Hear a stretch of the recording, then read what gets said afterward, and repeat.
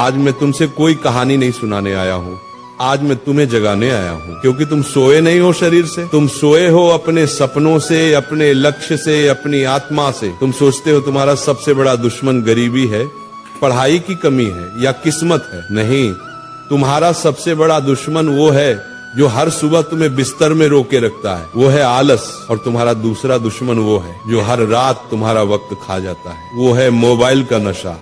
आज इस धरती पर लाखों बच्चे भगवान से किस्मत मांग रहे हैं, लेकिन भगवान कहते हैं मैंने किस्मत दी थी पर तूने उसे मोबाइल में बर्बाद कर दिया।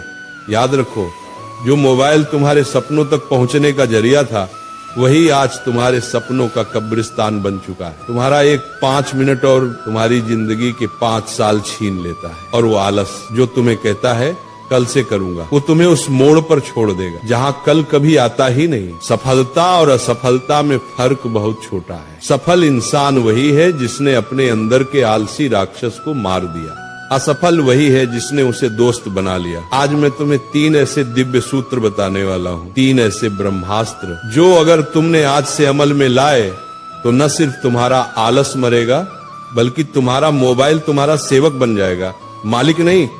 आज का ये प्रवचन सुनने वाला बच्चा या तो अपनी जिंदगी बदल देगा या जिंदगी उसे पीछे छोड़ देगी, क्योंकि समय किसी का इंतजार नहीं करता।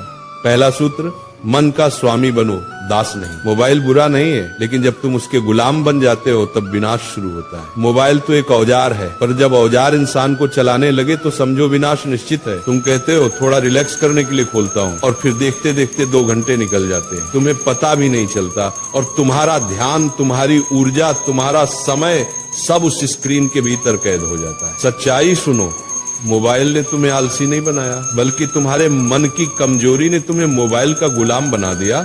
जिस दिन तुमने अपने मन से कहा बस अब मैं मोबाइल का नहीं, मोबाइल मेरा सेवक बनेगा, उस दिन से तुम्हारी आजादी शुरू होगी। दूसरा सूत्र, आलस एक मीठा जहर है। आलस एक ऐसी बीमारी है जो तुम्हारे शरीर को नहीं, तुम्हारे सपनों को खा जाती है। तुम सोचते हो थोड़ी देर में करता हूँ, और वही तुम्हारा सपना मर जाता है। जो लोग कहते हैं मेरा मन नहीं करता, उनसे मैं कहता हूँ, अरे मन नहीं करेगा तो मंजिल कैसे मिलेगी? मन तो हमेशा आराम चाहता है, लेकिन महानता हमेशा असुविधा के भीतर जन्म लेती है। जब थक जाओ, याद करो अपने माता पिता के त्याग को, जिन्होंने अपने सपने कुर्बान कर दिए ताकि तुम अपने पूरे कर सको। जब मन भागे, याद करो अपने सपनों की कीमत को। जब नींद सताए, याद करो उस वक्त को जब कोई और पढ़ रहा होगा और तुम सो रहे होगे, और कल वही तुमसे आगे निकल जाएगा। आलस से बड़ी कोई गरीबी नहीं होती। जो अपने समय का सही उपयोग नहीं करता, उसके पास एक दिन पछतावे के सिवा कुछ नहीं बचेगा। तीसरा सूत्र, कर्म ही धर्म है।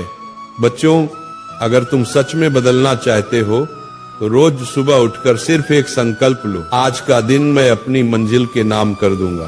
तुम्हें पता है भगवान भी उन्हीं की मदद करता है जो खुद चलने की हिम्मत रखते हैं। मोबाइल से दूरी बनाओ, थोड़ा समय किताबों के साथ बिताओ, थोड़ा वक्त अपने विचारों के साथ अकेले बैठो। जब तुम काम करते हो ना, तो आलस खुद भाग जाता है। जब तुम अपने सपनों के लिए तपते हो ना, तो मोबाइल की स्क्रीन फीकी लगने लगती है। कर्म ही वो दवा है जो आलस और नशे दोनों को खत्म कर देती है। याद रखो, मोबाइल तुम्हारा नौकर है, मालिक नहीं। आलस तुम्हारा दुश्मन है, दोस्त नहीं। अगर आज तुम उठ खड़े हुए तो कल दुनिया तुम्हारे आगे झुकेगी। जिसने अपने आलस को हराया, उसने खुद भगवान को पा लिया। इसलिए बच्चों, आज उठो, अपने हाथ जोड़ो और प्रतिज्ञा करो कि अब मैं आलस और मोबाइल की लत से मुक्त होकर अपने जीवन का निर्माता बनूंगा। सूरज रोज निकलता है, लेकिन उसकी किरणें सिर्फ उसी को छूती है जो जागा रहता है।